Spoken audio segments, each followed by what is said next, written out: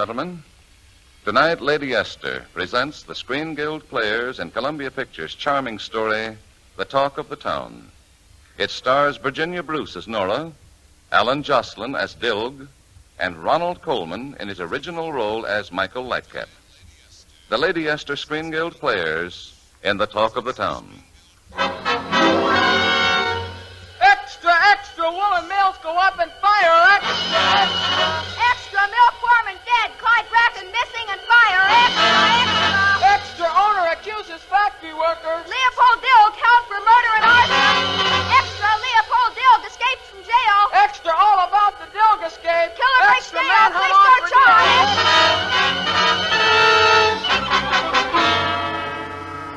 Arson, murder, newspaper headlines. Frankly, I wasn't even thinking about them that night. You see, we'd rented our country cottage for the summer to a college professor, a Mr. Lightcap, dean of some big law school in Boston. He was coming down the following morning, and I was whipping through the house trying to get things into shape. It's a lonely place and very quiet. No sound that night except the rain until there's the door. The front door, opening slowly. And I don't know how I even managed to move, but suddenly I was standing there with an iron poker in my hand, and no, you don't, not another step. I'm moving, I'll let you have it, I'll brain you, Leopold Dilg. Miss Shelley, Nora. Dilg. He was out like the help on Thursday night. And I must say that lying there on the floor, his head cut open and his clothes all sopping from the rain, he rather looked like a hunted murderer. But then he opened his eyes and his voice was gentle, almost reproachful. Miss Shelley, do I look like a man who'd burned down a factory? Maybe. Maybe not. I don't know. You were always the wildest boy in the class. You were always the prettiest girl. And afterward, such a reputation. Speeches on street corners, petitions, meetings. What's the matter with you anyway? Some people write music, some people write books. I make speeches on street corners. Listen, Dilg, you'll have to clear out. This house is rented to a Mr. Lightcap, a professor. He's coming in tomorrow morning, so you better... Oh. The police. You wouldn't want to lend me that poker, would you? No. Get up those stairs, the attic. Go on. Yes, I'm coming. Listen, if you policemen think you can... Oh. Miss Shelley? Yes, I'm Nora Shelley. My name is Michael Lightcap. Professor Lightcap. Oh, but you weren't due till tomorrow morning. Your secretary wrote me that... My secretary is getting married. She's rather confused. Oh, but we're so upset. The house isn't even ready. If you could just stay at the hotel tonight. Miss Shelley, I've just driven all the way from Boston. I'm cold and wet, and I despise hotels. You mean... My meaning should be obvious. I'm going to stay. Law professor, huh? Where is he now? In his room, unpacking. Dilg, you've got to get out. How? My ankle's so swollen I can hardly walk. Oh, dear. Now, don't worry about me. I'll be all right. It's warm up here and dry. Say, what do you think you're going to do? What can I do? I'm going to stay. Miss Shelley, I've just finished 9 weary months of teaching young men the rudiments of the law. I came down here to write a book. I need peace and quiet and undisturbed rest. Now, will you please explain why you knocked on my door? Well, Professor, You see, it's my mother. We don't get along. We had the most awful quarrel today. And besides, I've got to get this place straightened. I wasn't expecting you till tomorrow. And there's an extra bedroom down the hall. Miss Shelley, just what are you proposing to do? Well, if you lend me some pajamas, I'm going to stay. You know, it's really kind of funny. The law in the front bedroom and crime in the attic. And little Nora in the middle. Dilg, if I were only sure you're innocent. Which you're not. Or that the professor might thaw a little. Which he won't. Or that I could help by hanging around. Which you'll try. Which I'll try. Let's wait and see what happens in the morning. But after all, Professor, you have to eat. You'll need someone to cook. Miss Shelley, I was planning and to someone call who can take dictation. Isn't your secretary getting married? Yes, she is. That's true. Then don't you see, I'm the perfect solution. Cook and secretary, secretary and cook. Miss Shelley, I admire what you do with an egg. But I dictate 150 words a minute. Well, some people think more slowly than others. Honestly, you're getting a bargain. But I haven't Only agreed. $40 a week and board. But I'll set don't up a you bridge table in the garden. We can work out there. Believe me, Professor, you'll never regret it. I wonder.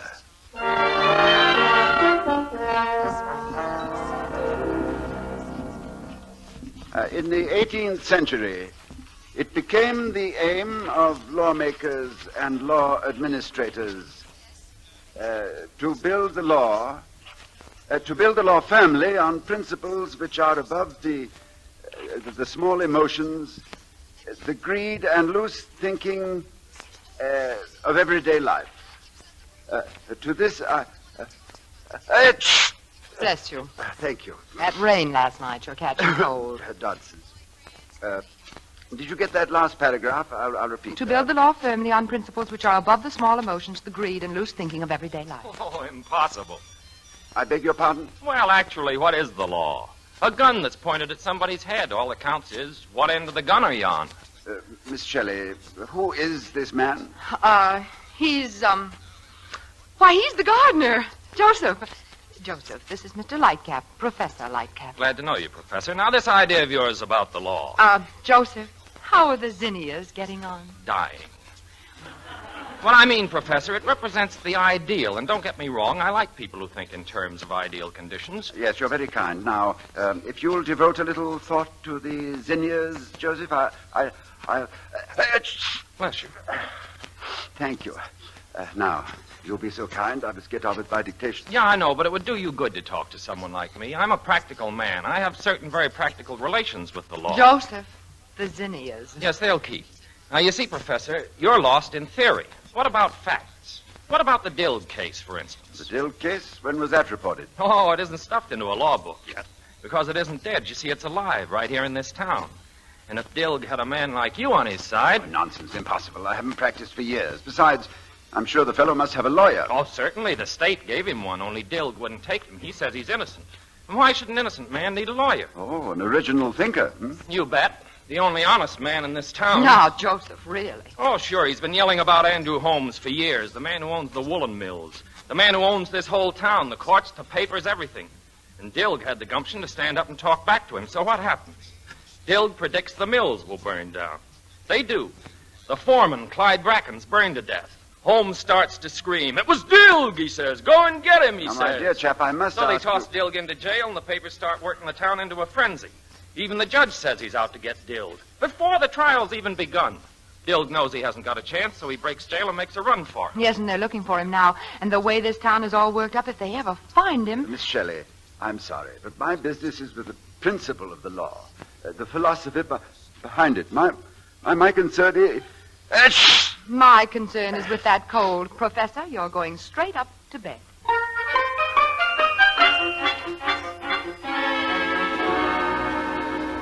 Come on now. Finish that chicken. You behave yourself and finish that chicken. You may possibly be out of bed tomorrow. Miss Shelley, I must remind you, I don't like chicken. You'll eat it anyway. And I don't like being treated like a child. Then stop acting like one. Oh. Well, that's better. Oh, frankly, isn't this much better than eating alone? When I eat alone, I read. You read too much. That's what I've been thinking. Too many books and not enough people. Really? Yes, I have a feeling people don't talk very freely to you. I must say, you don't seem to suffer from that trouble. How's the hot water bottle holding up? It's quite all right. Now, there's no need to look. Miss Shelley. No, please. My goodness, you got the most ticklish feet. I'll get it. Hello? Hello? Is Professor Lightcap there? Yes, just a moment, please. For you, Professor. Oh, thank you. Hello? Hello, Michael. This is James Boyd. Why, Senator Boyd, how did you know where I was? They told me at your home. Michael, that young lady who answered the phone, your secretary? Yes, in a way. You see, I came down here to write a book, and just this morning I was... You'd better come back and write it in Boston. Oh, nonsense. Now, Mr. Grundy, stop imagining. Michael, this is no laughing matter. I have news for you. Important news. Yes? Well, what is it, James? You must be very careful in the coming weeks. Keep your name out of the papers in any connection. Avoid any possible hint of scandal. Oh, now, Senator. Michael, listen. You're to be named to the Supreme Court bench. Would you be willing I would be willing to accept. I know how much this means to you, Michael. Believe me, I'm as happy as you are. I'll try to run down and see you later this week. Thank you, James. Oh, thank you very much. Goodbye. Sounded like good news, Professor. Yes. Yes, very good news.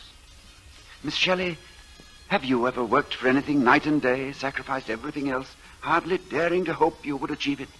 Well, yes, I wanted to be editor of our high school paper. I gave up movies.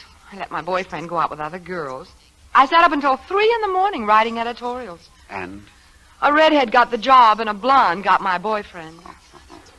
Oh, that's too bad. Oh, I got over it. To think of it, the Supreme Court. At my age. Miss Shelley, how old would you say I am? Oh, I'd say about... Yeah, well, I'm not. I'm only 40. I mean, oh, good heavens, I am talking a lot. But you see, I had to talk to someone. Oh, that's all right. I'll get you custard. Custard? How wonderful. You mean you like it? Oh, very much. And suddenly I find I've quite an appetite. You know, I think my cold must be getting better. I do believe I'm beginning to thaw. What? I said I believe I'm beginning to thaw. Yes, that's what I thought you said.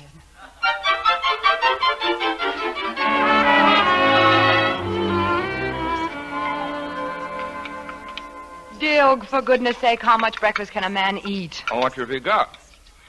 So he's going to the Supreme Court, huh? That's too bad. What do you mean, too bad? Oh, a cold man like that. No flesh and blood experience with the law. That would be a very bad thing for the country. I see. All of a sudden, you're worried about our country. Our country first, yes. Then Leopold Dilg's neck will take care of itself. Not if the professor sees the morning paper. Your picture plastered over the whole front page. Oh, no, not the whole page. There was a column of nasty facts about me, however. Sure you hit it.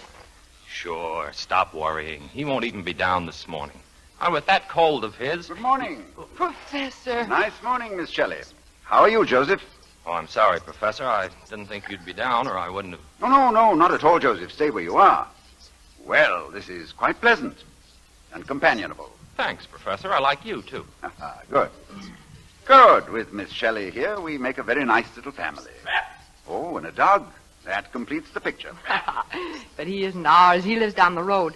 He's over here, though, quite a bit. Well, I'd be most happy to make his acquaintance. By the way, was there a morning paper? No, I guess they forgot to deliver it. I'll tend to it today. Thank you. If you saw yesterday's paper, why read today's? Coffee, Professor? Please. Just some more about that terrible man, Dilg. Dilg? Oh, yes, the fugitive from justice. Huh? Or injustice. Sorry, Joseph. It isn't that I don't respect your intelligence, which I might say I find amazingly lively, but I simply refuse to be drawn into another argument about the law. You must have some feelings. Not about the law. No, if feelings had any influence on the law, half the country would be in jail. Facts, Miss Shelley, facts. Oh, facts alone, Professor. That's a nut without the kernel. Where's the soul? Where's instinct? Where's the warm human side?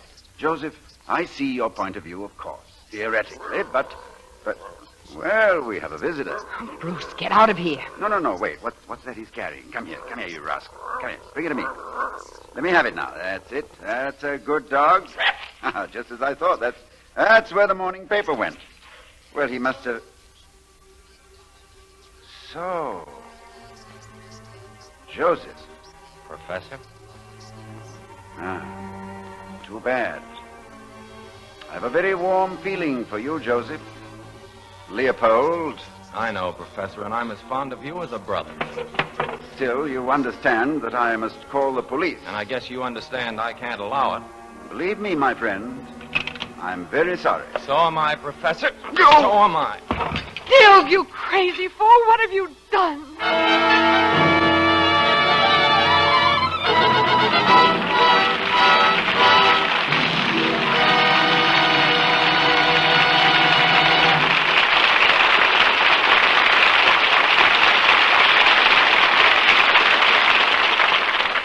The second act of the Lady Esther Screen Guild play will follow in just a moment. Now, a word from Lady Esther. This year marks Lady Esther's 30th anniversary. In this sense, it's my birthday. But I'm going to reverse the usual order of things. I'm going to make you a present. Yes, I'm declaring a beauty dividend of Lady Esther Four-Purpose Face Cream and Lady Esther Face Powder, the essential beauty aids that help you look years younger, fresher, more attractive. In my 30th anniversary gift package, I offer you my large $1.38 jar of Lady Esther Four-Purpose Face Cream and the 55-cent box of my exciting new bridal pink face powder. Altogether, this is a value of $1.93, but I offer it to you for only 98 cents. This means you save 95 cents. I'm so sure you'll want to take advantage of it that I have arranged to have my beauty dividend package ready and waiting at your favorite store right now. Especially if you have not yet tried Lady Esther Four-Purpose Face Cream and my exciting new bridal pink shade of Lady Esther Face Powder, this is a real opportunity to find out how surely these basic beauty aids help make your skin look years younger and fresher at once.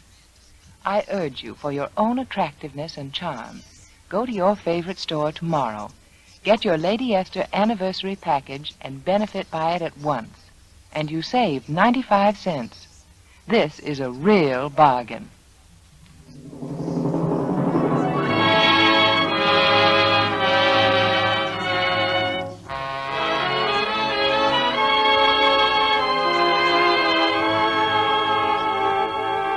And now the second act of The Talk of the Town, starring Alan Jocelyn, Virginia Bruce, and Ronald Coleman.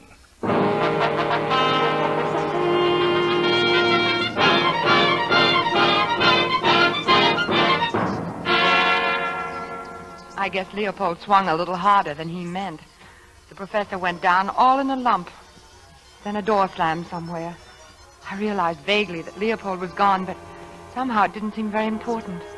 The next thing I knew, I was sloshing water on the professor, and finally I got results.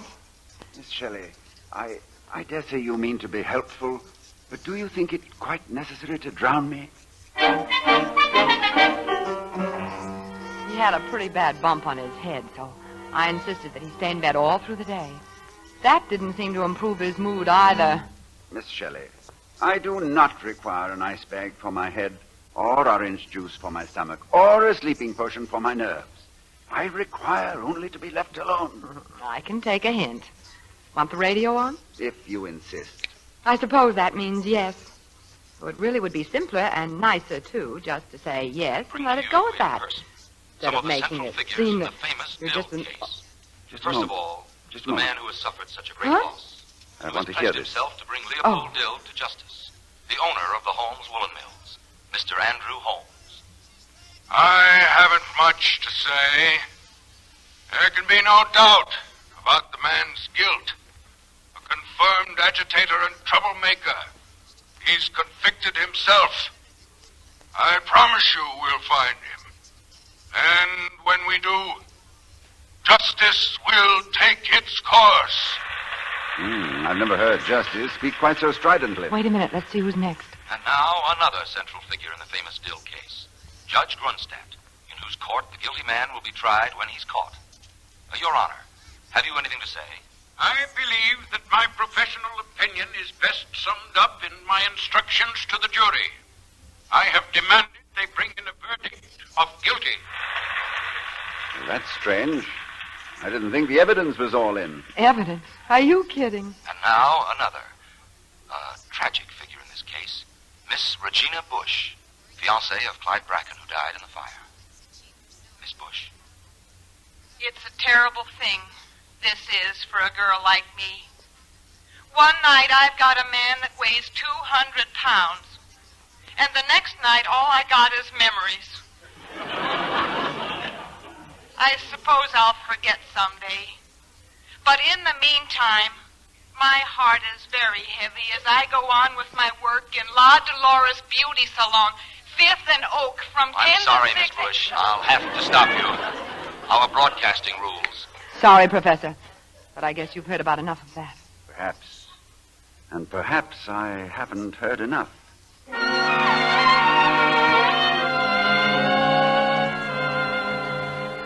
I'm just trying to tell you for your own good, Professor. That was a nasty bump you had. If you stay home and rest this one extra day... I believe I've indicated already. It's imperative that I go out. But why? What for? For a haircut. You mean you're going out just to... Miss Shelley. Yes. Miss Shelley, I'm afraid I must ask your advice. That's what I call a switch. All right, shoot. Well, suppose you were a man. Huh? Not that I don't think you're quite adequate as you are, but, how would you extract some information from a woman? Oh. Well, just between us girls, Professor, the only guaranteed method is flattery. Flattery? You know the old line. No, maybe you don't. Eyes like stars, teeth like pearls, voice that sounds like angels singing. Yes, it doesn't. Well, tell her anyway. The worse she sounds, the quicker she'll believe you. Now, anything else? Yes. Will you telephone and make an appointment for me? Where? La Dolores Beauty Salon, 5th and Oak.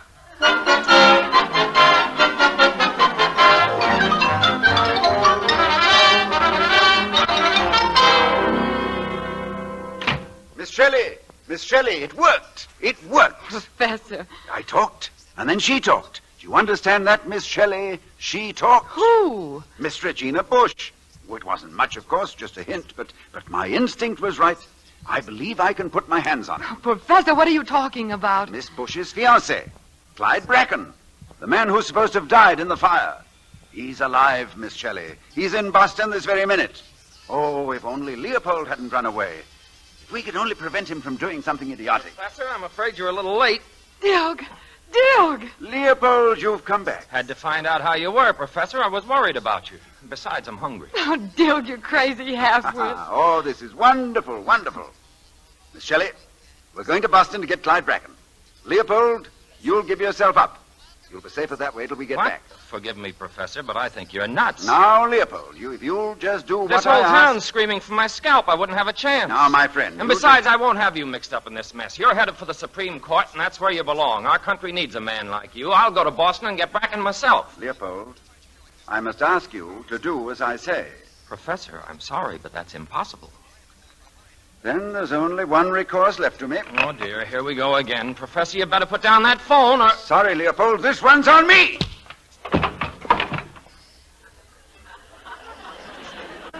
Hello? Hello, operator? Operator, I want the police. Jiminy crickets, I've seen everything. Miss Shelley, do you have a gun in the house? Correction, I haven't seen everything.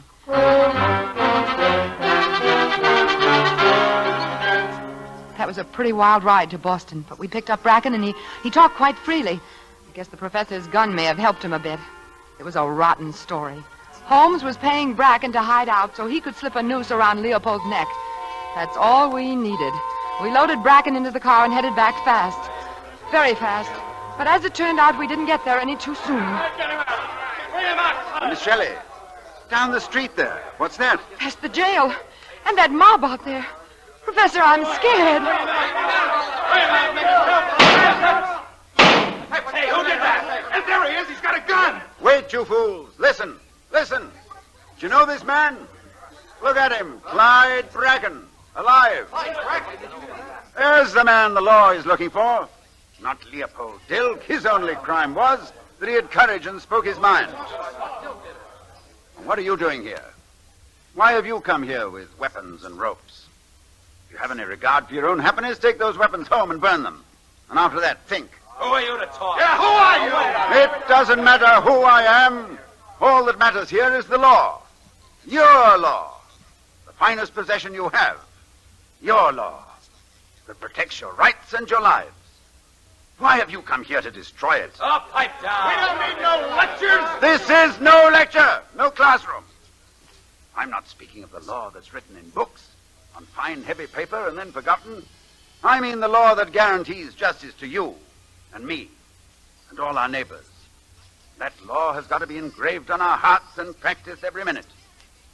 It can't even exist unless we're willing to go down into the dust and blood and noise of battle every day of our lives to preserve it. You, all of you, observe that law here and now, or be ashamed for the rest of your lives. Come on, men. Let's get out of here.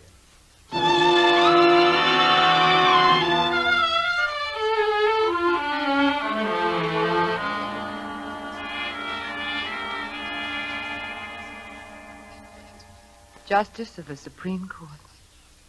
Professor, you must be very proud. I am, Miss Shelley. Prouder than ever before in my life. Sometimes stories do end nicely in real life. You've worked so hard for it, and now you have it. Everything you want. Well, not quite everything, perhaps. Professor? After all, Miss Shelley, professional success, a career, what's that? Just a nut without a kernel. Huh? What about a man's feelings, his emotions? What about the warm human side? Well, what about it, Professor? Well, Miss Shelley, Maybe I can help. Michael, when are you going to call me Nora? Miss Shelley, I despise offhand opinions, but Nora, my darling, it ought to be very soon.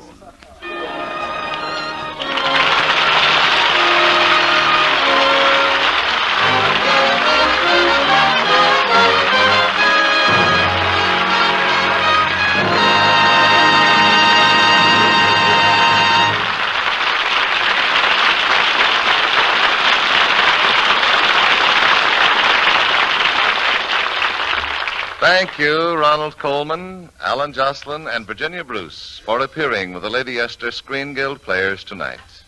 We are indeed grateful for your delightful performances. We're glad to be here, Mr. Bradley. We look forward to our appearances with the Lady Esther Screen Guild players because we know that the benefits from these programs go to support the Motion Picture Relief Fund and the wonderful work being done at the Country House. And now, before we tell you about next week's show, here's a word from one of America's best-known beauty authorities, Lady Esther. Thank you, Miss Bruce. Ladies, if you haven't already made a note of my 30th anniversary beauty dividend, do be sure to jot it down now. For my Lady Esther anniversary package is now being featured at your favorite store, and it offers you a marvelous value. It's my way of including you in celebrating Lady Esther's 30th anniversary year. I have endeavored to make this an exceptional value for your money, and I'm sure you'll agree I've succeeded. Because my anniversary package contains a giant-sized jar of Lady Esther four-purpose face cream, the size that usually sells for $1.38, and also a 55-cent box of Lady Esther face powder, Bridal Pink, my exciting, flattering new shade. Together, this represents a regular value of $1.93. But I have arranged to give you both in my anniversary package for only 98 cents. That's a big saving. You actually save 95 cents. But even more important, you provide yourself a generous supply of Lady Esther face powder and Lady Esther face cream, your two most essential beauty aids to help make your skin look smoother, fresher, and younger for months to come at a saving of almost exactly half. So do get your Lady Esther anniversary package at your favorite store early tomorrow.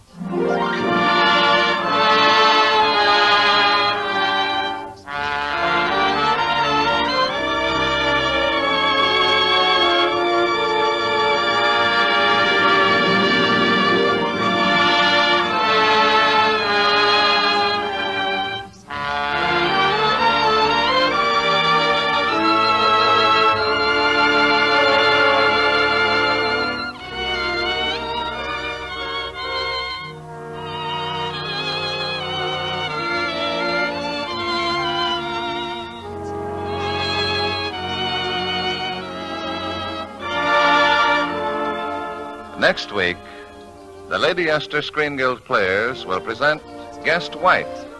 It will star Claudette Colbert, Dick Foran, and Fred McMurray. Be sure to listen. The Talk of the Town was presented through the courtesy of Columbia Pictures, producers of Gilda, starring Rita Hayworth. Alan Jocelyn appeared through the courtesy of 20th Century Fox and will soon be seen in their production, It Shouldn't Happen to a Dog. You save enough on the largest size jar of Lady Esther face cream to buy a box of Lady Esther face powder. So remember, ask for the largest size. Music on tonight's program was arranged and conducted by Wilbur Hatch. This is Truman Bradley speaking for Lady Esther. Thank you, and good night, all. This is CBS, the Columbia Broadcasting System.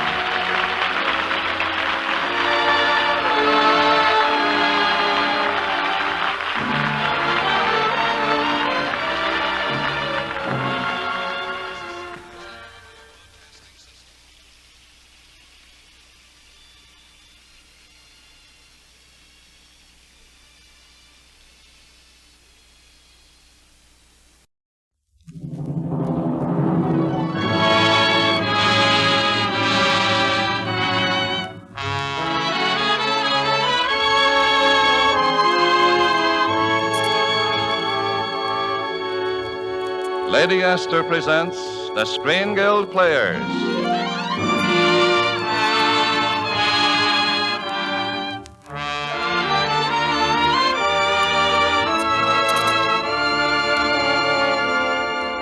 The Lady Esther Screen Guild play tonight, Guest Wife. The starring players: Fred McMurray. This is Claudette Colbert. This is Dick Ferran.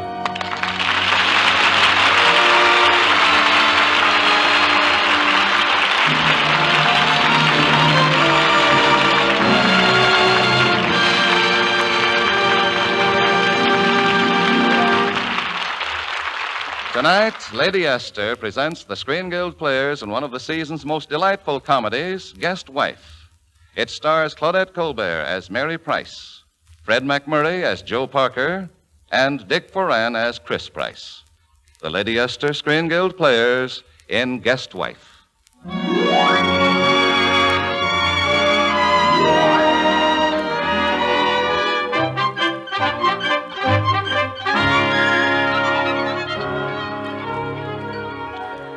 I think I'm like any other married woman. I like my husband to have friends. Only Chris didn't just have a friend. He had an obsession. His pal was Joe Parker, the famous foreign correspondent. He and Chris had grown up together, gone to college together, roomed together. Yes, and always spent Chris's allowance together. You know, Damon and Pythia stuff.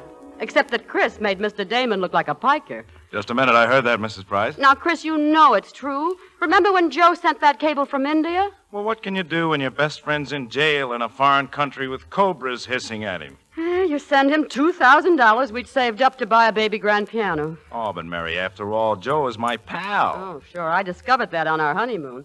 When we got to Lake Michigan and found that Joe had taken the boat we had chartered and gone off chasing a lot of gangsters. Well, he caught him, too. That was Joe's first big yarn. My first big disillusionment. When I think of how we just sat around on that pier... Well, that story got Joe his job as foreign correspondent. Yeah, what did it get you? Splinters. Well, oh, anyway, it did one thing for us, Chris. It made me sure our marriage was all right. It did? Mm-hmm. Any marriage that could survive that honeymoon could survive anything. I really believe that. But every time we got our hearts set on anything, up would pop Mr. Parker. And this last time was no exception to the rule. You know, Catoosin's a pretty dull town to live in. We'd planned for months on a trip to New York, a sort of second honeymoon. Chris had gotten leave from the bank, and just as I thought we were going to make it... Mary, guess what? A telegram from Joe. Oh, no! Listen, arrive at your house at 7 this evening. Can't wait to meet Mary. Isn't that swell? Yeah, wonderful. Oh, you're going to love him when you meet him, Mary. I don't doubt it. Well, he's an hour and a half late now. Maybe he's changed his mind or had an accident, I hope. Now, don't you worry about Joe. He'll be here all right. Yes, but we won't. We're going to be on that 902 for New York. Well, that must be the cab I ordered. Will you get it, darling? Sure. The bags are all right there in the corner. He can take them down first while I... Chris! Joe! Chris! Joe! Chris! Joe! Listen, wait, boys. don't tell me. I didn't tell you. What? You're Mary. Beautiful. And you've got shoes on. Gosh, to be back in a country where a woman wears shoes. Yeah, say, that's right. I thought you were in China. I was last Thursday. Look, don't I even get a chance to kiss the bride? Oh, I don't know. Mary never quite forgave you for missing our wedding. No, we waited almost a year until the family started to talk about shotguns. You know, Mary, you brightened many lonely hours for me. Huh? Yep. You're the picture of that picture I have. Picture? Yeah, I sent him your picture, honey, one of the big ones. You bet. Many's the hour I've looked at it and told myself, if I could find a girl like that, it'd be the end of the trail for me. Oh, fine chance. In 2 weeks, you'll be off to London, Cairo, Afghanistan. Say, what did bring you to Catoosin, anyway? Well, to tell you the truth, Chris, I'm in a jam. A jam? Chris, it's 18 minutes to 9. We've got to catch that train. Train? What train? The 902 to New York. Joe, I'm sorry it has to be hello and goodbye, but... Yeah, stick around, Joe. We'll be back in 10 days. Well, you mean you're really running off to New York? Yes, and Joe Parker, if you try to stop us... Stop you? Well, who's trying to stop you? I'll just ride along to the station, that's all.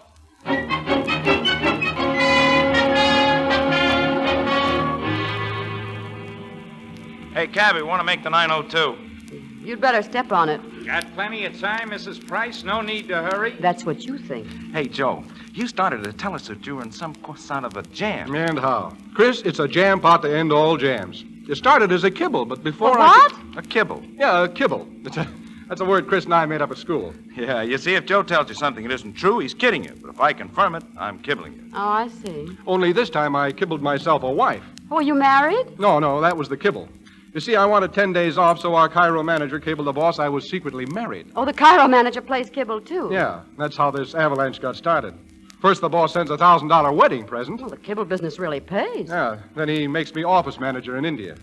And what's so awful, he's writing letters to my wife. Well, why is that so awful? Well, I'm writing letters back from my wife. Oh. More letters, more presents. It's getting worse all the time, so I try to kill off my imaginary wife with fever. Why kill the goose that lays the golden egg? Well, I wish I had. I wouldn't be in this mess right now. Here, let me read this cable to you. Report immediately, New York office. Bring Mrs. Parker. Important. Signed Arthur Truesdale Worth. You see what I mean? Oh, but, Joe, this is simple. You just get some babe, slip her $10, take her over to the office. Sure, boss. Meet the wife. Hello. Goodbye. Well, unfortunately, I sent A.T. a picture of the bride. Oh, Chris, I thought you said he was smart. Well, it seemed smart at the time. Now, wait a minute. I know. Was she wearing one of those little native veils in the picture? Well, no. She's an American. American? Mm-hmm. An old girl of yours, I suppose? Well, no, not exactly. You see, You just happened to have her picture around. It's a funny thing. Chris, I've got that awful feeling. I'll open the window. Say, Joe, do you know where to find the girl? Well, yes, I would, but... You wouldn't dare, would you? No, I guess I wouldn't. Well, maybe if I talked to her, I could... Well, that might help, Chris. Oh, save your breath, Chris. You haven't a chance. Why not? I could just go up to her and say, Chris, for heaven's sake, wake up. He sent the boss that picture of me. Well, I think I could talk her into... You? Do you... Oh, gosh. This is going to be easy, Joe. Christopher Price! Well, if you think I'm... Mary, all you have to do is pop in the office, meet the boss, you're Mrs. Parker. Then you pop right out again back to me, you're Mrs. Price. And you think that's easy, huh? Sure, it's a cinch. Congratulations, Joe. She's going to do it. I had a premonition I was in for trouble. Trouble, yes, but I hadn't counted on catastrophe. Oh, we got on the train all right. That is, I got on the train, and Joe got on the train. My husband was conspicuous by his absence. By that time, I was ready to murder Mr. Parker. Now, Mary, that wasn't my fault. Chris just missed the train, that's all. Why? Because he was in the station buying a Pullman ticket for you, that's why. Well, I can't argue that. When I think of him racing along the platform shouting, "I'll catch the train tomorrow. Mary, take good care of Joe." Yeah, what a guy. Who else in the world would do a thing like that? Nobody. That's what I'm getting at. And then arriving in New York and being mobbed by all those reporters. Mrs. Parker this, Mrs. Parker that. Maybe I should have killed you in Bombay. I should have killed you in Catoosin. Well, Mary, after all, you had to expect a little of that celebrity stuff. After all, I had just won the Paulson Prize for journalism. That's why the boss sent for me. That was the last straw, the boss. While everyone was slapping you on the back, he maneuvered me into his private office. Well, Mary, at last. A chance to get really well acquainted. Yes. And let me assure you, this picture doesn't do you justice. What picture? Oh, the yes. Well, Mr. Worth, do you mind if I look at that? Not at all. Remember what you wrote on it? To the boss, our friend and guardian angel, who has been more than a father to both of us, Mary Parker. Oh, do I remember? That's a beautiful sentiment, Mary. I must confess, Joe had something to do with it. When I saw this, I knew Joe had married the right girl. And your letters. The letters? Especially the one from Punjab Pani. Punjab Pani? Yes. Oh, yes. Oh, yes. It's a beautiful place. Really? It sounded wretched. It did? But I suppose any place is beautiful when one has just been snatched back from the grave. Oh, look, I'd better go get Joe, Mr. Worthy. He's not used to being with so many people. Oh, he's all right. They're all old friends. You know, I've always kept that letter right here in my desk. It's such a perfect story of what marriage really means. You do worship him, don't you, Mary? Oh, yes. As a matter of fact, Joe should hear this letter. Yes. I'll call him. Joe! Oh, Joe! Mr. Worth, I'm not very modest, am I? Someone call me? Oh, come in, Joe. I've got something I want you to hear. Oh, one of my, Mary's letters, huh? Yes, one of the most beautiful a wife ever wrote. Listen. Dear Mr. Worth, we are in Punjab Tanit. It's a frightful place, horrible and primitive. But as I lay here in a native hut, I am the happiest woman in the world. Yes, I remember. I was so happy. Joe alone has nursed me for 4 long weeks. His love was my only medicine. He has shielded me with his body against the rains and has day and night fought for the life to stay in me when so often it seemed to be slipping away. Just think, Mary, I might never have met you. Just think. Read the rest, boss, will you? I'm deeply moved. He is gaunt and thin and worn now, and my strength is only slowly returning. But we have something now that binds us closer together, if that is possible. And this I wanted to share with you, our friend. Affectionately, Mary. Well, boss, I'd like to have a copy of that. You shall have it, my boy. Mary, thank you. I didn't know you realized I was with you half the time. There's some things I don't even know yet. Yes, I almost lost you then. It was awful. Sometimes I think I can still feel the effects. Oh, of course, the traveling and all. I've been stupid letting you get overtired. Joe, you take her right back to the hotel. The hotel? Yes, and mind you, get a good night's rest. I'll have the office boy get you a cab. Mr. Parker, I'm not going to any hotel. Oh, just to drop our bags, and Chris will be here tomorrow, won't he? But where am I going to sleep tonight? Sleep? Baby, this is New York. Who wants to sleep?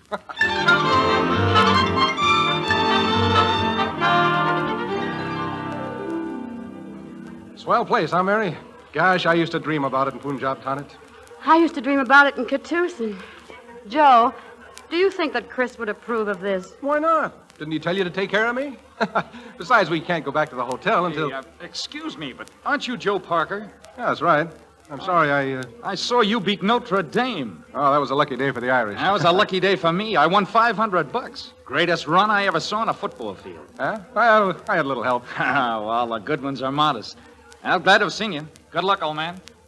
Say, Joe, wasn't Chris in that game with you? Yeah, sort of. All he did was take out their end, 2 backs and a safety man. So that goon could win $500. It's funny, nobody ever comes up to Chris like that. Well, that's the fate of the blocking back. Well, didn't Chris ever want to carry the ball? No, he just bowled him over so I could get through. Well, if I were Chris, I'd want to carry the ball sometimes. Hey, look, it's getting kind of stuffy in here. We'd better trek on. Yeah, but where? We can't go back to the hotel. No, well, most of the clubs will be closing soon. Hey, wait, I know. One of those open hacks in the park. We can drive around till breakfast time, huh? Oh, but that's so expensive. It's $4 an hour. I know, but Chris will only be paying half. Huh? Sure, that's how we always operate. Share and share alike and everything. Mr. Parker, may I remind you, I'm Chris's wife. Oh, correction. Almost everything. Come on, let's go.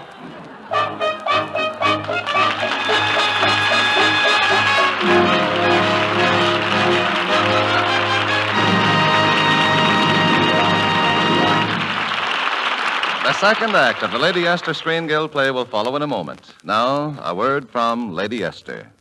As an American woman, you have a reputation for being the world's best shopper. You recognize value almost by instinct. So to you, this should be especially interesting. You see, I have a value for you which I'm sure you will instantly recognize. A value I know you'll not want to miss. I mean my 30th anniversary package. My beauty dividend to you, celebrating my 30th year in business. Right now, your leading stores are featuring this Lady Esther anniversary package. And this is what it offers you. The large $1.38 jar of Lady Esther four-purpose face cream, and also the large 55-cent box of Lady Esther face powder in my flattering, exciting, new bridal pink shade. Of course, the regular value of these 2 products is $1.93. But in my special anniversary package, you get both for only 98 cents. Think of it. You actually save 95 cents on a 98-cent purchase. That's really double value for your money. So make a mental note right now. Go to your favorite store in the morning or telephone and ask for the Lady Esther anniversary package. You will then be liberally supplied with Lady Esther face powder and Lady Esther four-purpose face cream at a genuine big saving.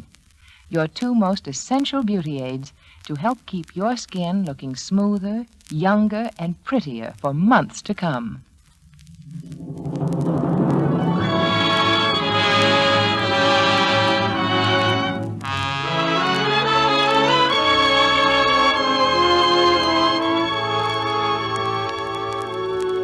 And now the second act of Guest Wife, starring Dick Foran, Claudette Colbert, and Fred McMurray.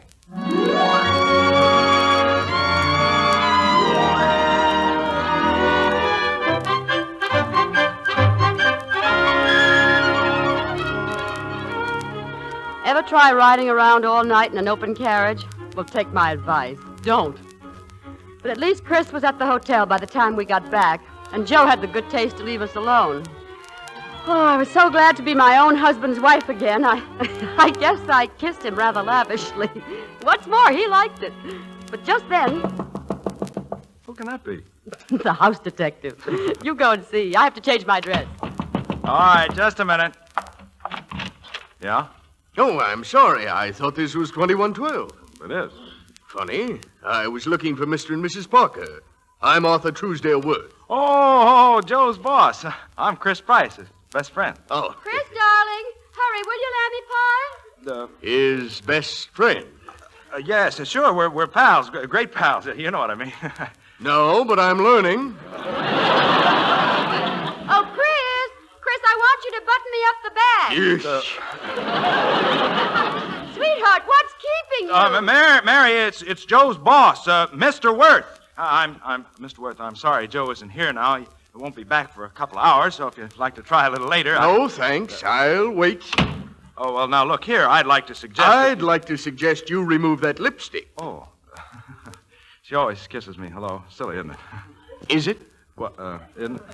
Well, it just occurred to me that Joe won't be back for quite a while, and Mary isn't feeling too sharp, sort of a headache. I guess the excitement and everything might do her good to take a little nap, so maybe we'd better just run along. Yes, perhaps we'd better. Yeah. I've known them both so long, I feel like one of the family. Sometimes Hey, you're forgetting your traveling bag. Oh, so I am. Okay, shall we go now? Wait, something just occurred to me. It did? You know, I like talking to you. I'd like to get better acquainted. You would? Yes, why don't you come down to my place on Long Island tonight and stay for the weekend? Tonight? No, I mean, thank you. I can't tonight. I have a big date. Oh, that's too bad. I'm sorry. Oh, so am I. I appreciate the invitation, though. Oh, don't mention it. Goodbye. Goodbye. I'll tell Joe you were here. Well, that's what How do you like that? He talked me right out of the door and into the hall. I only heard the last part of that, but just enough to make me mad. And when I get mad, I do something about it. I made up my mind to teach Mr. Parker a lesson. He had put me in a spot. All right. I'd give him some of the same. So a little later, when he came barging in... Mary! Joe, I'm back. Oh, hello, boss. Hey, not so much noise. Mary has a headache. She has a headache. Oh, she has? Well, that's too bad. Maybe we'd better clear out and... Hello, dear. Oh, Mary, how do you feel? Oh, much better, thank you. Joe, darling, aren't you going to kiss me? Huh? Oh, come on, don't be bashful. I feel as if Mr. Worth is one of the family. That's the way I want you to feel, Mary. Where is Chris? Oh, he was here. He left. He had a date. Had a date? Well, I thought he was going out with us. Well, frankly, I'm rather glad you'll be alone. I was hoping you'd come down to my country place, stay over the weekend. We'd love to, boss, but Mary's been looking forward to this trip.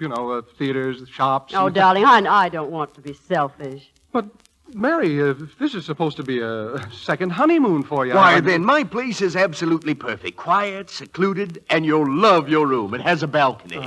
Look, boss, it's awfully kind of you, but... Oh, Mr. Worth, isn't that just like Joe? Never wanting to impose on anyone. But I think I know the spirit in which you're asking us. Mary... And really, we just love to come.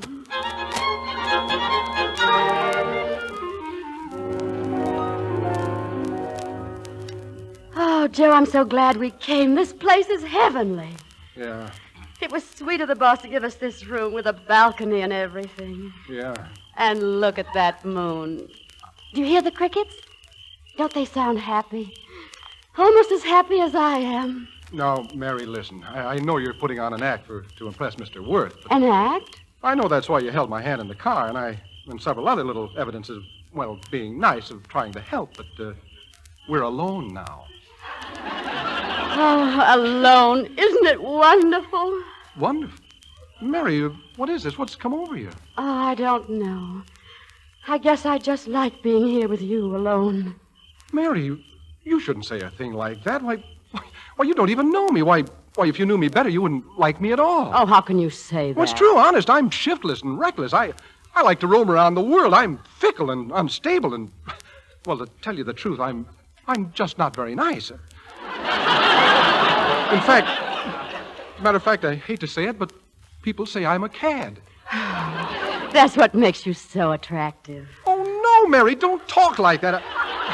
I get drunk. I stay out all night. I'm always in hock. I'm terrible. Ask anybody. Oh, no, darling. Women don't have to ask about things like that.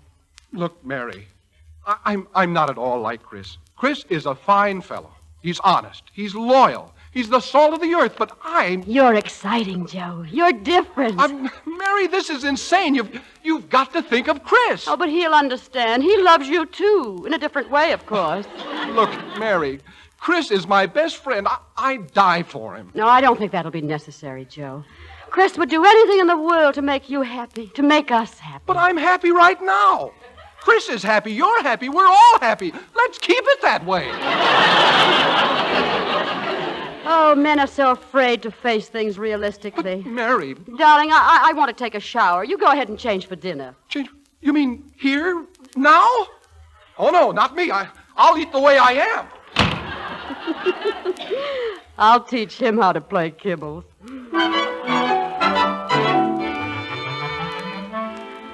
Doggone, getting myself in a jam like this. Mary must be off her nuts. Oh, Joe. Hello, boss. What's the matter, boy? You look like you could use a drink. No. Thanks, boss. I was just thinking. I always look like this when I'm thinking. Well, I'll admit I need a drink. Do you mind? No, not at all. Go ahead. It's your liquor. Joe, I just had a telephone call. Yeah, sure, I know. I get them all the time. From your friend, Chris Price. From Chris? I'd asked him down here for certain private reasons, but he couldn't accept. He had a date. Oh. But he just called now and said he'd changed his mind. He's on his way. He is? Hey, that's terrific. Yeah, but Joe, don't you realize... Good old Chris, always there in a pinch. The best friend any man ever had. Excuse me, I don't need a drink. I need a dozen of them.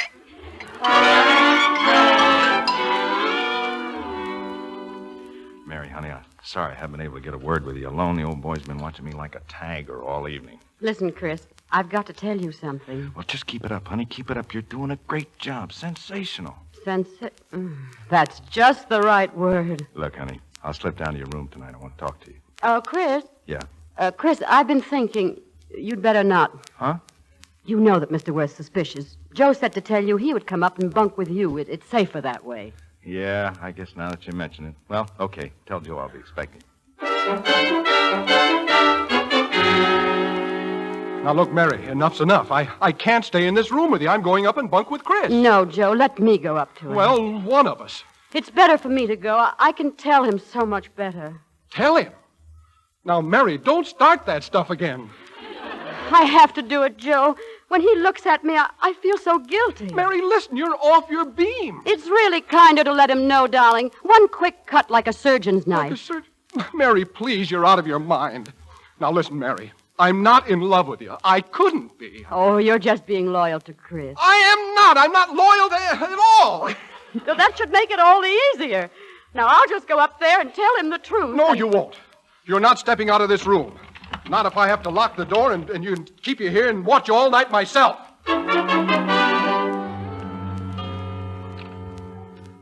1 o'clock. Joe ought to be up here by now. Well, guess old man, we're still hanging around. 2 o'clock. Do you suppose... Oh, no, not Joe.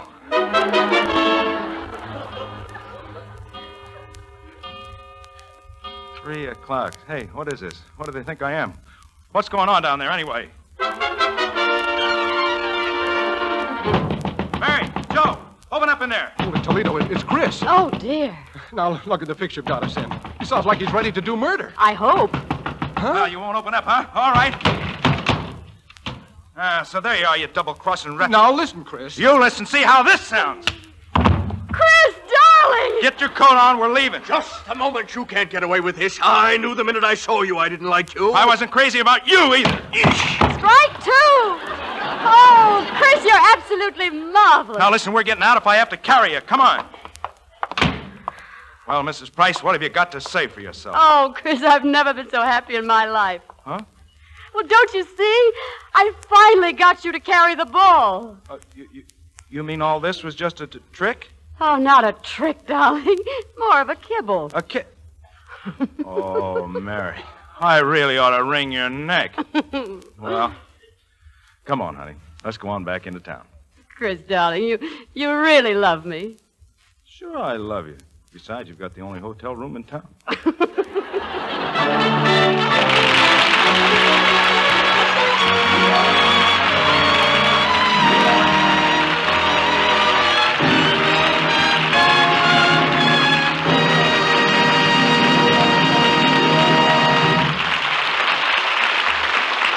Thank you, Fred McMurray, Dick Foran, and Claudette Colbert for your delightful performances. It was a pleasure to be here, Mr. Bradley.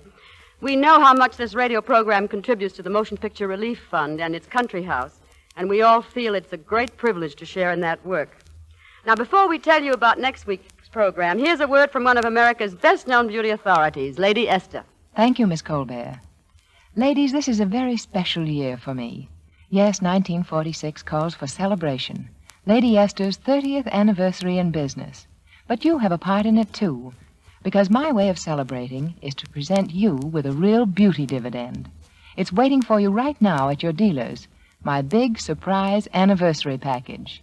And this is a really substantial dividend, for it provides you with a $1.93 value of Lady Esther face powder and Lady Esther face cream for only 98 cents. You save 95 cents, almost exactly half. And that is a genuinely big saving. Here's what you receive. My giant-sized jar of Lady Esther four-purpose face cream, the size that sells for $1.38. You receive also the large 55-cent box of Lady Esther face powder in my romantic, exciting new shade, Bridal Pink. It's $1.93 of real value, which as my beauty dividend to you is priced at only 98 cents. Yes, it's my birthday, but you get the birthday present. And I don't want you to risk missing this real double value. So do see your dealer tomorrow and ask for your Lady Esther anniversary package, a generous supply of your two most essential beauty aids to help keep you looking years younger, fresher, and more attractive for months to come.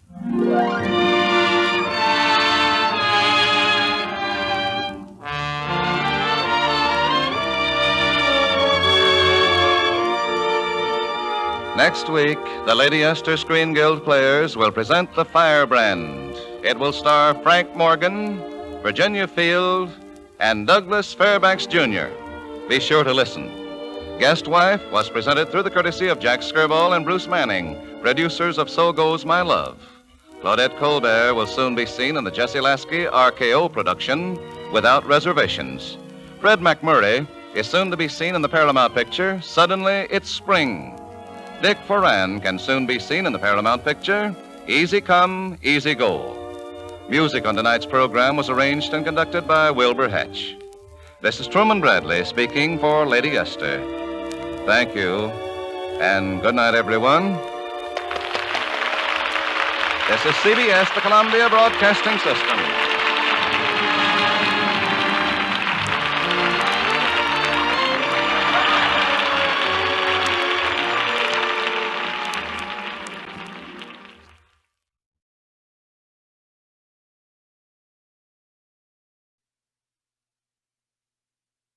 Good evening, ladies and gentlemen. Tonight, Lady Esther presents the Screen Guild players in the Firebrand. The time is the year 1500. The place is Florence, Italy. And the plot? Well, even in those days, it all boiled down to this.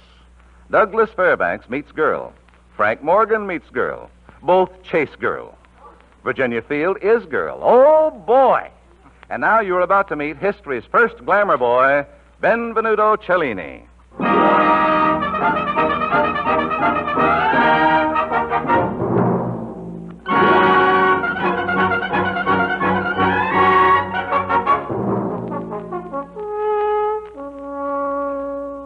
first glimpse of the celebrated artist Cellini is more dashing than romantic, as he hot puts it down an alley in the general direction of his studio workshop. He leaps up the steps 5 at a time and beats frantically upon the door. Master! Amelia, quick! Help me bolt the door. Oh, yes, Master. Angela, don't stand there. Do something, anything. Yes, Master. What shall I do? Do? What can you do? What can anyone do? Already my neck feels the hangman's rope. Oh, you've been fighting again. Amelia, my faithful servant, you will not fail me. Go to the cardinal. Tell him he must speak to the Duke in my behalf. Oh, instantly, Master. Oh, I am a dead man. Master, What is it, Angela?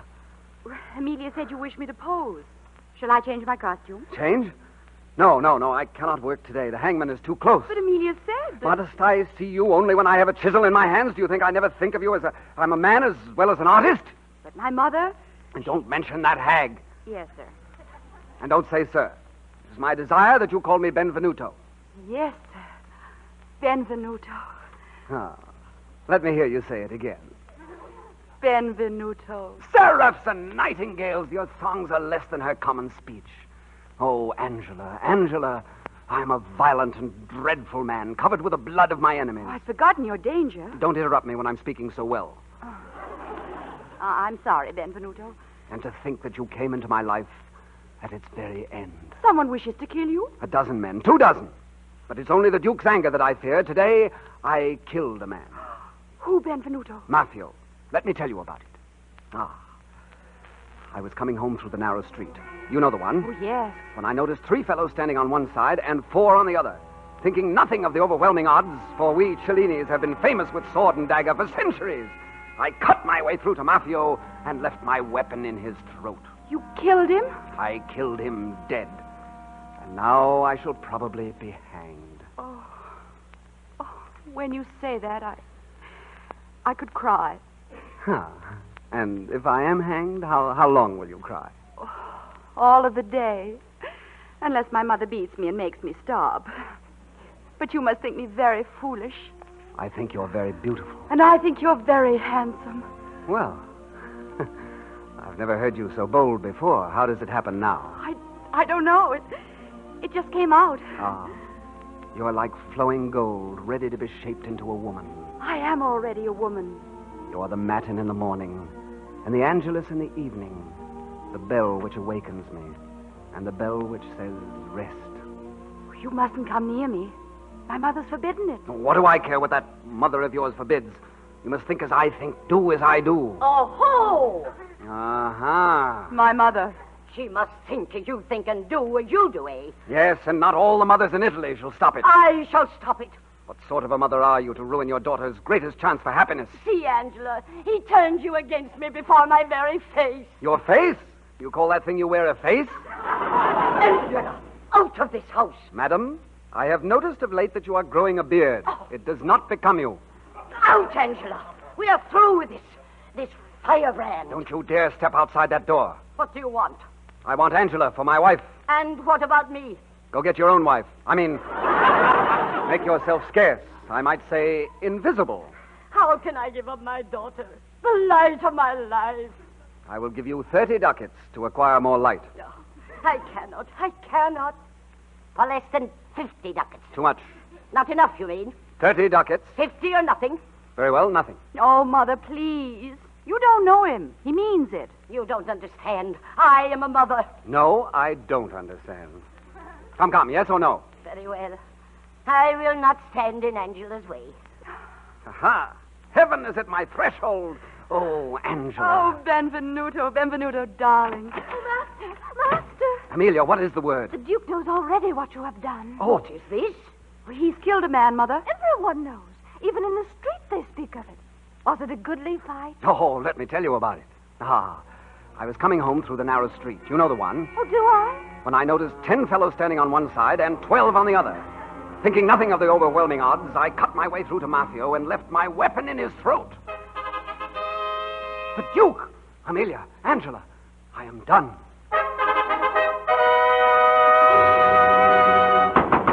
Open the door! In the name of the great Duke, open the door! Oh, Master, what shall we do? You heard what he said? Open the door! Cellini! My poor house is more than honored by the presence of your excellency.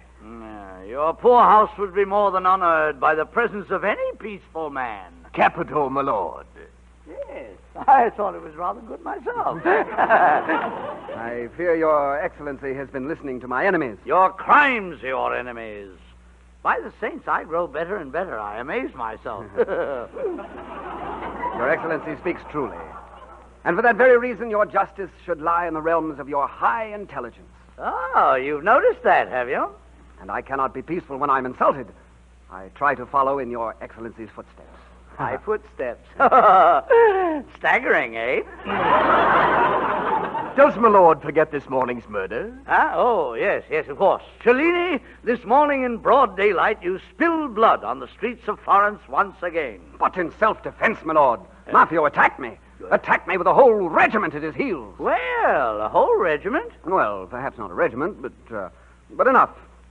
My lord, only this I ask. Give me leave to go to France. The King of France is my friend. I'll not wish you on him. I might put you in prison, but what's the use? When you're in prison, you break out. Therefore, Cellini, in full justice, I sentence you to be... Oh, hello. Angela. Well, Cellini, what is this? She is my model, your excellency. Must be a late model. What is your name, my child? Angela, my lord. Angela. Is she married, Benvenuto? Not yet, my lord. Well, but that's fine. Come over to me, my child. Yes, my lord. My lord. Has anyone ever told you you were adorable? Yes, my lord. Oh, I'm not the only fast worker around here. But you haven't listened to them, have you? Yes, my lord. She means, no, my lord. Who are you? Her mother, your excellency. Nonsense. There must be some mistake. I've seen better-looking mothers at the bottom of vinegar bottles.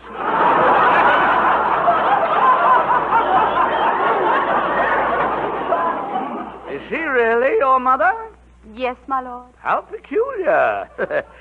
She looks like a goat. While you, Angela, well, you don't look like a goat. You look like a fleecy little lamb, and I'm just the fellow who can... wait.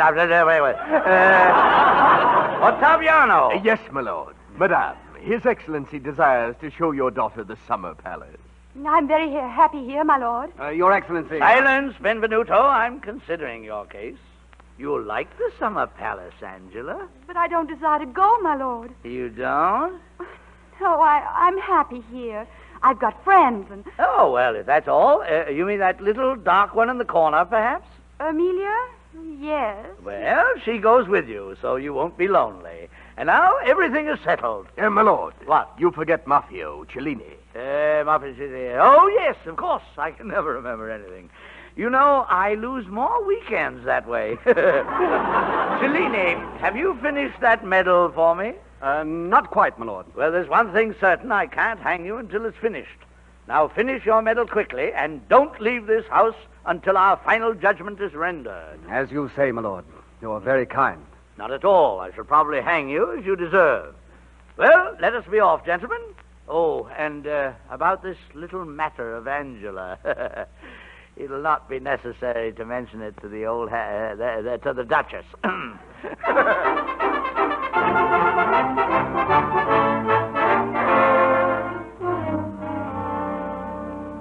Cellini. Ah, Ottaviano. I come from the Duke. I am to hang. I knew it. Not yet. I have designs of my own for the finish of the Duke's, shall we say, medal? Perhaps something in the shape of a knife. No. I think my design shall be bare of murder. You forget your plot failed 3 years ago. Cellini, you test my patience. If the Duke lives, you shall be hanged twice. Once by him and once by me. The first, I'm sure, will be quite enough. At times, the Duke is a thorough man. The Duke is a jackass, and you're a fool. Be sensible, Cellini. Think what you have to gain. This time, I will not fail.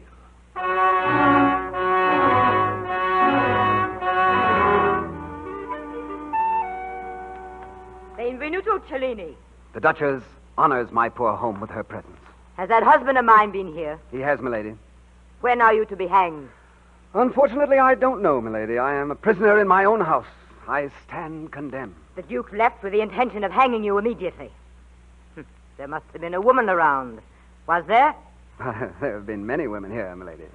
Oh, Cellini, I'm tired. Tired of this constant struggle against women. I need your help. Oh, her ladyship honors me. You will but- come with me to the gates of the summer palace. Oh. Somehow you must enter. And when you leave, the woman must leave with you. I will try, milady, for my own sake as well as yours. You see, this woman was to have been my bride. Oh, then you will succeed, I know. I must, milady. I must.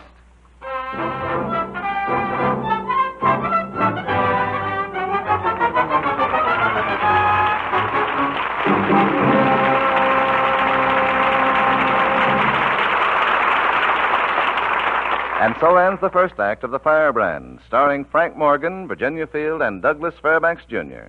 The second act of the Lady Esther Screen Guild play will follow in a moment. Now, a word from Lady Esther. If you are completely satisfied with the way your skin looks when you examine it closely, my advice is by all means continue the method and beauty aids you've been using.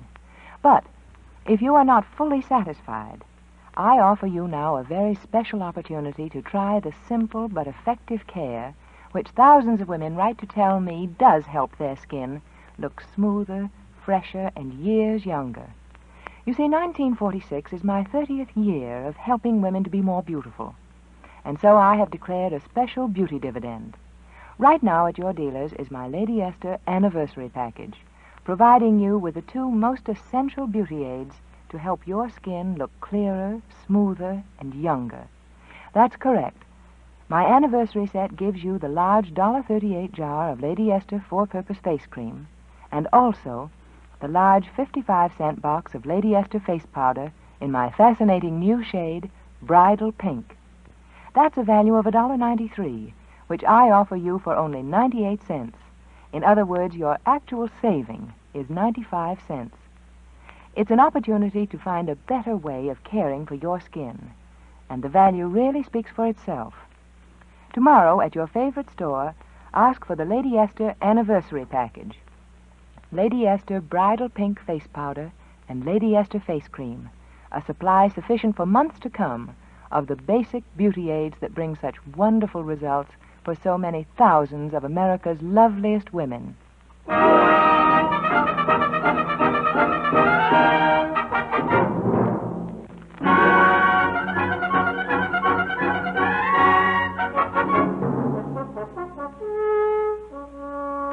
Will Cellini reach the summer palace in time to save Angela from a fate worse than Frank Morgan? I mean, the Duke? Will the Duke take a run-out powder before the Duchess arrives? It looks bad for everybody in the Firebrand except Angela, who is strolling through the gardens of the summer palace with her friend Amelia when the Duke calls. Angela, my child, I want to talk to you about your mother, my dear. What's your friend's name? Oh, Amelia, my lord. Amelia. Well, Amelia, go back to the palace. But, my lord. Well, if you don't want to go back to the palace, you can stay in the gardens. But don't bother us. And don't peek. Yes, my lord. Yeah, that's better. Now, where were we? We were talking of my mother, my lord. Oh, yes, an ugly subject. Thank goodness we're alone. My lord desired to be alone with me. Oh, forever. Forever. Well, for me, that's not so long. And you're glad to be alone with me? Oh, yes, my lord. Angela, listen, when we're alone, don't call me my lord. Call me Bumpy. Oh, I scarcely dare, my lord. Well, it's my wish, but only in private, mind you, never in public. It would dethrone me. Now, let me hear you say it. Bumpy, like that. Bumpy. That's splendid, splendid. Oh, Angela. Yes, my lord. Bumpy. Yes, Bumpy. Do you think, could you like me? Oh, I want to learn to like you very much. Yeah, well, there's nothing I like more than a willing pupil. You shall indeed. I want to think of you when you're away, Bumpy. Oh, well, that's nice. But I don't seem to manage it. Oh, you don't? Yeah, my lord, my lord. Yes, Ottaviano? My lord, bad news. The Duchess has arrived. The Duchess? The Duchess, you mean my wife? Your wife, the Duchess. Oh, but she told me that she'd stay in town. she can't do this to me. Her Excellency awaits you. It is a rat trap. But here's one rat she won't trap. Does she know that Angela's here? No, my lord. How do you know? Her Excellency is quiet and composed. Oh, bad sign. I wish she were quiet and decomposed. Now, what are we to do? About Angela, I mean. One of the gentlemen brought her here. But there are no gentlemen here, present company included. Well, we could send the girl away. Any idiot could think of that. I certainly could. We could hide her. Yes, and me with her. I mean, of course. Only where? I don't know. Well, walk about until you've thought of a place. Angela, you'll stay here. Not a step until I return, and not a sound. Oh, my lord, I'm afraid. Oh, she's nervous, poor child. Well, call your friend. She'll comfort you, but not too loud. Amelia. I'm here. She wasn't a dozen feet away. She's been peeking. Come, Ottaviano, we'll go back to the palace and think. Yes, my lord. Oh, Amelia, the Duchess has arrived. If she finds me here, Amelia! Amelia, someone's coming. Angela, my love. Oh, you, Benvenuto. How did you get here? Through rivers of blood. But that you guarded your house guarded. I killed the soldiers, dozens of them. Killed them? To the last man, I ripped and slashed till a score of bodies lay around me. Oh, it was a bloody business. Oh, Benvenuto. Now the Duke will never forgive you, never. He cannot rob me of these moments with you. I should have slain an army to reach your side tonight. Even if the army had 2 men in it. Without looking, that is Amelia. Get away from here. Oh, they're always sending me away. Amelia, warn us if anyone comes. Oh, Benvenuto, we've got to be careful. Ottaviano's walking in the garden. That for Ottaviano. The traitor. Angela, you must come away with me now, tonight. But Bumpy told me Oh, Bumpy. Oh, he got that far, did he? Oh, Master, quick, the Duke is coming back. Oh, no. Angela, Amelia, quick, this way. Run, or we're all dead. Angela, it's Bumpy. Angela? Drat that girl. Angela! No! What's that? Who? What? Where? What goes on over there? It is I, Ottaviano. I'm dying. What? Before we've hidden the girl? No consideration. Oh, my lord, I am dead. Really? Who killed you? Cellini. Cellini here? That's ridiculous. I'll settle with him later. Where's Angela? Oh, where would she be? Oh, my aching head. Oh, your father's Van Dyke. Now, where's Angela? Gone with Cellini. Well, maybe she... What? It's treason. That's what it is, treason. Call out the guard. Don't let him escape this time. I mean it. Bring me Cellini dead or alive. And I prefer him dead.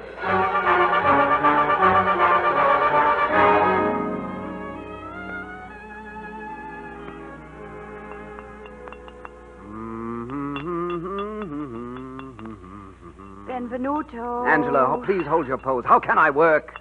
But Benvenuto. Darling, I have so little time. I must finish this medal. I don't want you to finish it. I'm beginning to realize that. I want you to come over here and sit beside me. Darling, I worship the ground you walk on, but I must work. Benvenuto, you must promise me something. Promise you what? Always to love me. That I promise, always. And that you won't work this morning. Oh, by all the saints, Angela, for heaven's sake, find something around the house to clean or something.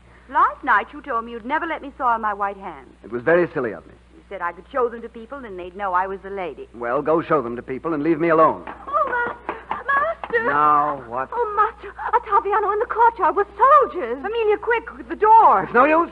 This is my end. Once you're right, Cellini, this is your end. Here, hangman, find a stout rafter. We'll do the job here. Oh, darling, the Duke's here. He'll save you, I know it. I wish the Duke knew it. Well. How nice. I was afraid I might be late for the happy event. Are you going to hang him here, Ottaviano? Yes, my lord. Well, that's most entertaining. Oh, hello, Angela. My lord. You left in a great rush last night. I fear it was my doing, my lord. Yes, so I thought. Are you ready, Ottaviano? Almost, my lord. It's a pity you plotted against me, Cellini. Oh, but my lord, I never did. You didn't, but Ottaviano just told me. He still has hopes left for his life, my lord. Well, I have a few hopes left, too. You must hear my story. Please, my lord. My child, I have no doubt it would be worth hearing. His stories always are. But my mind is set. Oh, but please, for my sake. But, Angela, he must be executed. I've been looking forward to it all morning. Oh, Benvenuto. It's no use, Angela. My lord is anxious to hear your story. Huh? if he wishes to see me again. Oh. Well, all right. I'll listen until the hangman is ready. But cut it short. My patience is almost at an end. And so are you. My lord, it was Ottaviano who plotted against you. Ready? You accuse Ottaviano? Everything is ready, my lord. Don't rush me, Ottaviano. There's plenty of time to hang him. He just accused you. Me, my lord? Yes. I speak the truth. He came here to me and begged that I kill you. Ridiculous. I don't think it ridiculous that I should be killed. But Ottaviano said it was your idea. My lord, my one thought was to tell you of the plot. Huh? But how could I reach you? I was guarded, but I killed my guards. Yes, of course. That's all anybody could do. Anybody who is anybody. I went to the summer palace, only to see you. But I stumbled across Ottaviano, struck him down, and fled. With Angela, just when we were getting friendly. Oh, but don't you see? I was excited, distraught. I feared I had slain Ottaviano. Well, you still could have left the girl. Ottaviano, what have you got to say to all this? Let him produce a witness to his story. Just one. Can you, Cellini? No, we were alone, my lord. Oh, that's too bad. You should always have a witness. The best that money can buy. Oh, my lord. What is it, girl? My lord, I heard them. Amelia. But he said he had no witness. Where were you? Behind the workbench, my lord. Behind the workbench? What a silly place to be. My, you do get around. Well, what happened? Ottaviano wanted the master to kill you. He promised him his life. She lies, my lord. She lies. She does? Where's your witness? I have none. Well, you never can tell. Did you have a look in the furnace? My lord, this girl has invented this yarn to save her master. Very likely. What else did Ottaviano say? He said... Tell him, Amelia, speak. He said that the Duke was a jackass. He said... He said that? I'll hang him in Cellini's place. A noble thought. My lord, I never said you were a jackass. Well, why not? It sounds like something you'd say. My lord, how can you believe this girl? Look at her closely. Yes, not bad. It's not bad at all. Look at those full, sensuous lips. The lips of a temptress. Yes, yes, indeed. And her form, soft and curved. A woman to lure men. Yes, and I never noticed her. I must be slipping. How could you believe a woman like that? Why would you have to believe her? I see what you mean. My lord. It's no use, Cellini. I have other things on my mind. My lord, do you remember what happened 3 years ago? Yes, and it's a lie. Oh, no, what am I saying? 3 years ago? I can't remember 3 minutes ago. 3 years ago, Ottaviano plotted against your life. He did? Oh, yes, of course he did. And fancy, I forgot. Why, he tried to have me killed dead. You forgave me, my lord. Yes, and now you've been at it again. Gad, man, you're in a rut.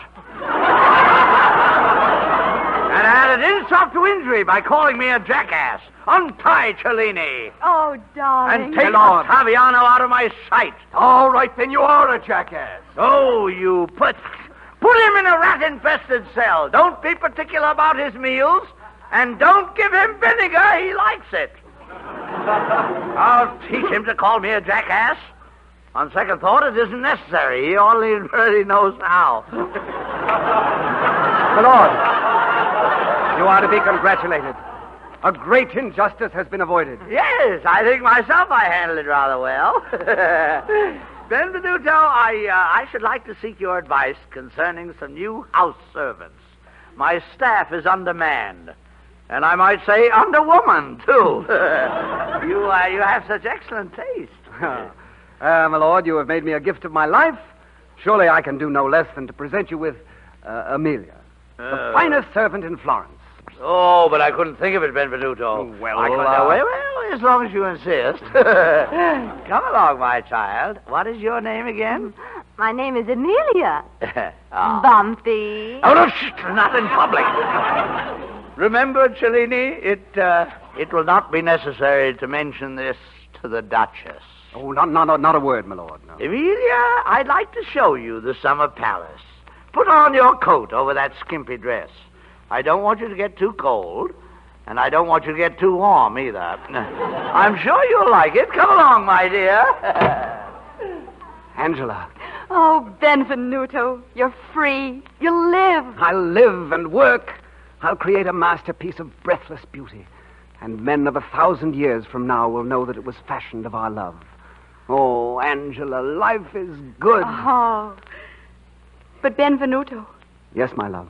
you won't begin it tonight, will you? No, not tonight, Angela.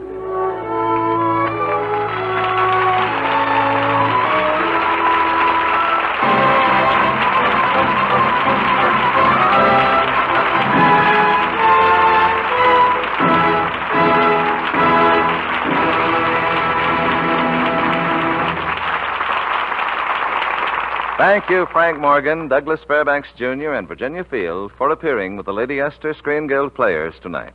We are grateful indeed for your fine performances. Oh, we're glad to be here, Mr. Bradley. We look forward to our appearances with the Lady Esther Screen Guild Players because we know that the benefits from these programs go to support the Motion Picture Relief Fund and the wonderful work being done at the Country House. And now, before we tell you about next week's program, here's a word from one of America's best-known beauty authorities, Lady Esther. Thank you, Miss Field. Ladies, I wish you would let your mirror and a good, bright light tell you whether or not to take advantage of my 30th anniversary offer, of which I spoke a few moments ago. Look carefully, look honestly in your mirror. If you are not fully satisfied with the way your skin looks, well, then I think you ought to accept the opportunity I offer you now, because my Lady Esther anniversary set brings you the two most essential beauty aids to help your skin look smoother, clearer, and younger at once. It contains the large-sized jar of Lady Esther four-purpose face cream, which usually sells for $1.38. It contains also the large 55-cent box of Lady Esther face powder in my exciting, flattering new shade, Bridal Pink. Together, the value is $1.93. But as my birthday gift to you, I offer you this anniversary set for only 98 cents. You actually save 95 cents, a value you really can't afford to miss. So go to your favorite store tomorrow morning. Ask for the Lady Esther anniversary package, a very real value, a very real saving. I ask you to accept my birthday gift to you.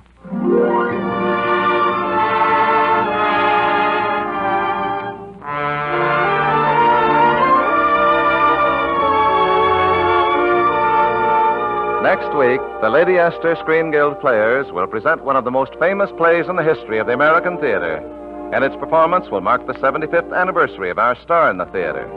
Next Monday, then, Harry Davenport in Lightnin', with Barbara Britton, Florence Bates, and George Murphy. Be sure to listen. The Firebrand was presented through the courtesy of Edwin Justice Mayer. Frank Morgan appeared through the courtesy of Metro-Goldwyn-Mayer, whose current production, Two Sisters from Boston, marks Jimmy Durante's 30th year in show business. Congratulations. Starting next week, Frank Morgan can be heard on his own show for Pell Mell. Virginia Field will soon be seen in the Hal Wallace production for Paramount, The Perfect Marriage.